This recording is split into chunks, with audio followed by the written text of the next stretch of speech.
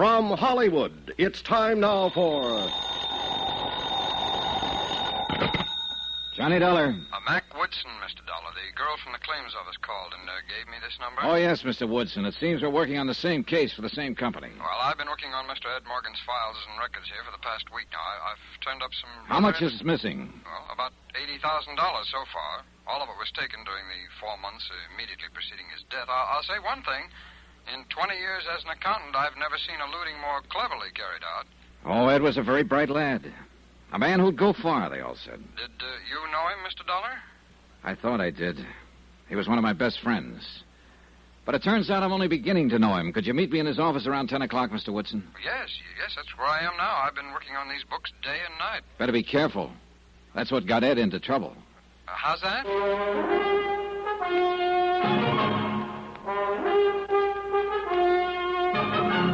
Tonight and every weekday night, Bob Bailey and the transcribed adventures of the man with the action-packed expense account. America's fabulous freelance insurance investigator. Yours truly, Johnny Dollar.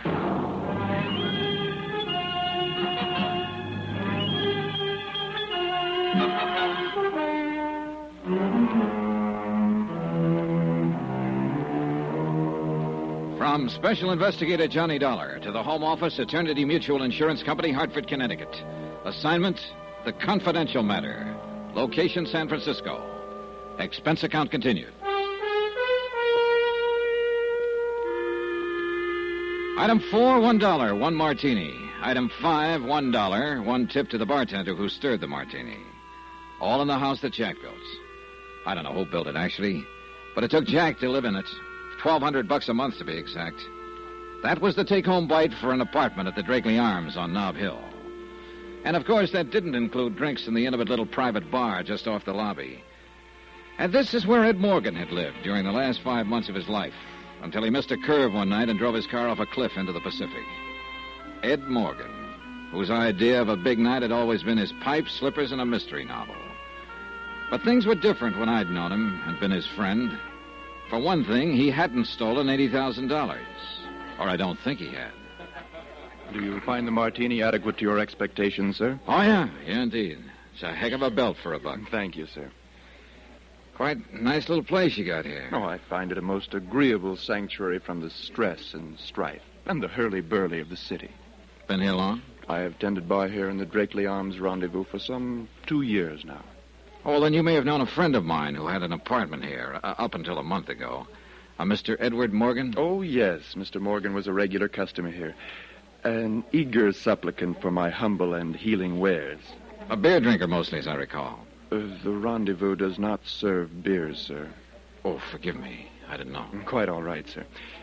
Yes, I was here before Mr. Morgan moved in, and here I am still, now that he is no longer with us.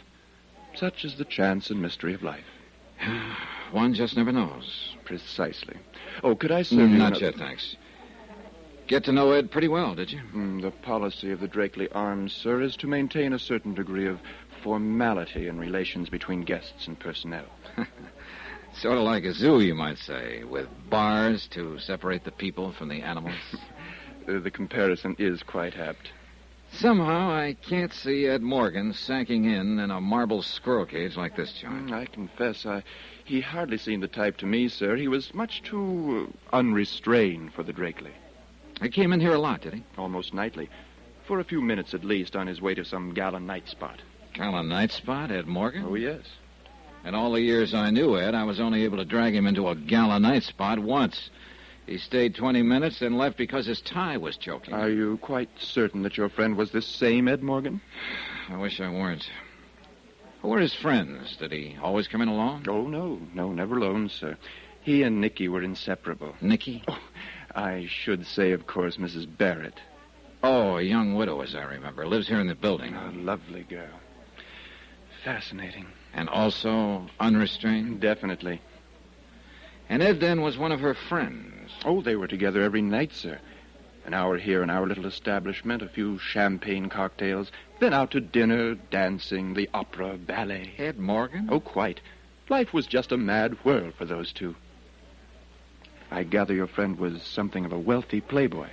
He was a claims adjuster for an insurance company. Then how could he possibly live in the fashion he did? If I told you, you'd flip. I beg your pardon? Tell me something. Was Ed in here on the night he was killed?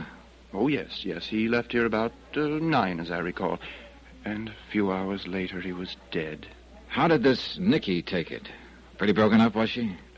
She is a woman of very strong character. Oh, in other words, she didn't bat an eye. Well, I Look, wouldn't... that night Ed was killed. Did he leave here alone? No, sir. He was alone when he went off the cliff. Not when he left here, though. Nikki was with him. Item 6, $2.40, taxi to the Telegraph Hill apartment of Lisa Duval. Lisa had been Ed Morgan's secretary for about 4 years. But it seemed Miss Mousy Business at the office was Miss North Beach Bohemia at home. Italian slacks and halter, cushions on the floor, and naturally a view of the Bay Bridge from a corner window. We sat on the floor, naturally, and drank Chianti from a half-gallon jug, while a record player moaned agonizedly under the gouging of its needle. Bartok, I gathered, was now last year's kick. This was progressive jazz. Maybe it seems a little affected to you, Mr. Dollar. The way I dress and live in private life, as you might say. Why so? Everybody's got a right to salt his own dish of porridge the way he likes it. Well, I've done this deliberately, I guess, as a sort of antidote for the insurance business. Oh, has it been that bad? Not bad. Boring. Oh, not your end of it, of course. Investigation work must be exciting. Yes, scream a minute, day and night. But just keeping records, filing papers week after week. I used to stare out of the office window at the ships in the harbor and think about stowing away on one. But of course, I didn't have the nerve. Too bad. The cruise would have been delirious. I thought of quitting several times.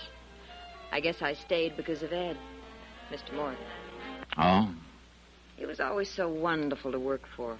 So lenient and understanding. Up until the last few months, at least. What about those last few months, Lisa? What came over him? I don't know. He was different, that's all. As though he were tense and nervous, under pressure. Any idea where the pressures came from? He didn't confide in me, Mr. Dollar. What were your personal relations between the two of you during the years you worked for him? What do you mean? Well, I mean, were you friendly, formal, strictly business? Friendly, I think, would cover it best. Did you see each other outside of office hours? Occasionally. I noticed one of his pipes there in the bookcase. He'd come here sometimes in the evening, and we'd listen to music and talk. Up until the... Until the last few months? It wasn't that we stopped being friends, Mr. Dollar. He was just different, that's all. Tense, under pressure. That's about the only way I can describe it. But you don't know why he was that way. Well, looking back, I suppose it was because of the money. If he really did take it. I just can't believe it. Ed wasn't that kind of a man. He was gentle and honest. At least until... Until the last few months. Yes. Or were you going to say, until she came along? How did you... Lisa. Yes. How long have you been in love with Ed? Ever since I started to work for him. But he never knew it. He couldn't even see me. I'm sorry, Lisa. I'm sorry for you, too, Mr. Dollar. I know how close you and Ed were. And I know how you must feel being called in and having... Forget it. It's a job, that's all. Sure, just a job. So is major surgery. This woman he was going around with, Nikki Barrett, did you ever meet her? I met her. What did you think? What's the difference? I was prejudiced. I'll allow for that. In the old days, they used to believe in witches, vampires.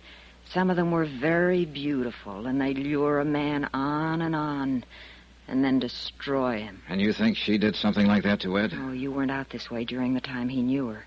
You weren't around him to see how he'd changed. No.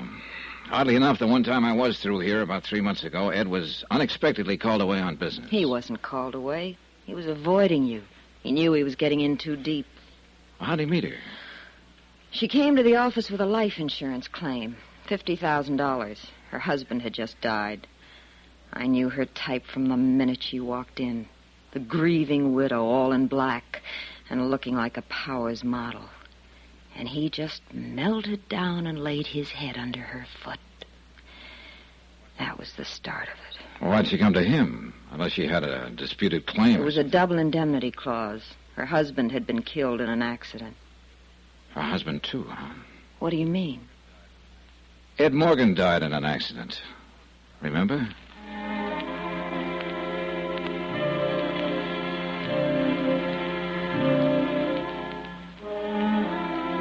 Item 7, $1.15, taxi from Lisa's apartment to the Deckman building on Montgomery Street. It was after 10 and the financial district was nearly deserted.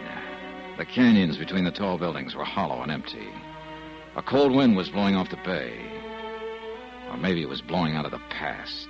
An old, old past, dead and far away. The pattern was beginning to look familiar. Too familiar. Lord, the woman gave me the forbidden apple to eat. Ed, too, it seemed. The same old whine, the same old dodge. And yet there was something not quite right about that pattern.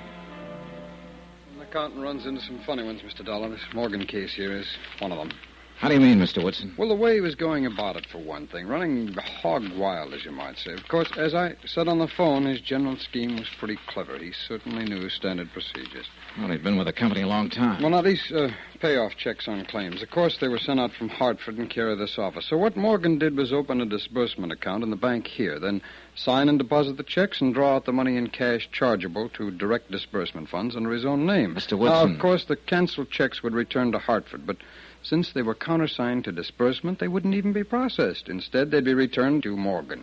So, you see, there'd be no evidence Look, in Hartford. Mr. Woodson, I'll accept the fact that Ed was clever. But what did you mean there was something funny in the way he was going about it? Well, he must have known it couldn't last. It was a good scheme for a short time, but it carried the seeds of its own destruction. In what way? Complaints. Some of these claims are 4 months old, and legitimate claims. Morgan couldn't stall these people off forever. Oh, I see. Only other embezzlement case I've worked on that was similar was a man who worked a quick swindle for a blackmail payoff. He knew he'd probably get caught, but he just had to take the chance.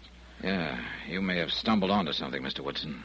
Oh, is that so? You mean it ties in with that file folder you've been studying there? Oh, I don't know. It's an investigation report on an accidental death happened about a year ago. Ed Morgan handled the insurance claim and got to know the widow. He'd been running around with her for several months just before his death. I don't quite see the... Oh, of course. Mr. Morgan also died in an accident. Unless he was murdered.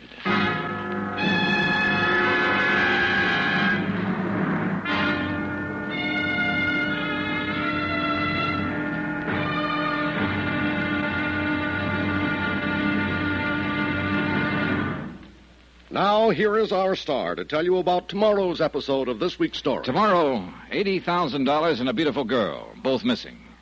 Then one of the two is found and a bombshell explodes. Join us, won't you? Yours truly, Johnny Dollar.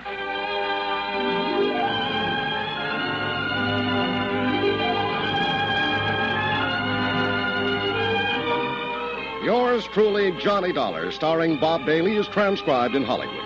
Written by Les Crutchfield, it is produced and directed by Jack Johnstone.